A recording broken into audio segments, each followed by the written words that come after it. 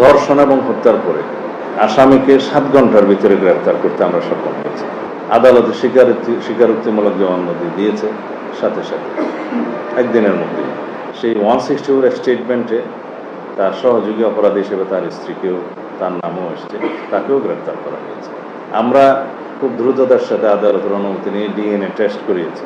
সেই টেস্ট 3 দিনের সময় লাগে, 3 দিনের মধ্যে সেটা সমাপ্ত হয়েছে। রিপোর্ট কালকে বিকেলে জমা হয়েছে। পোস্টমর্টম রিপোর্টটা আমরা হাতে পেয়েছি ইতিমধ্যেই। এগুলো সব একসাথে করে কম্পাইল করে চার্জশিট প্রণয়নের কাজটা কালকে রাতের মধ্যে সমাপ্ত হয়েছে। আজকে দিনে আদালতে সেটা সুপর্দ করা হবে, হয়তো ইতিমধ্যে হয়ে গেছে। এবং আদালত এর মধ্যে ছুটিতে যাবে, আপনারা অনেকে জানেন। কিন্তু এই বিশেষ আদালতটা ছুটি মাননীয় চিফ জাস্টিস বাতিল করার চিন্তা করছেন। এখনো হয়েছে কিনা আমি জানি না, এটা আইন মন্ত্রণালয় ডিল করছে। আমরা একজন স্পেশাল পিপি নিয়োগ করেছি শুধুমাত্র এই মামলাটা ডিল করার জন্য।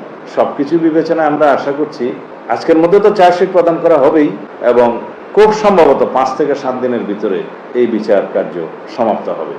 এর চাইতে বেশি কিছু করার আমাদের পক্ষে এই মুহূর্তে আর বোধহয় সম্ভব না।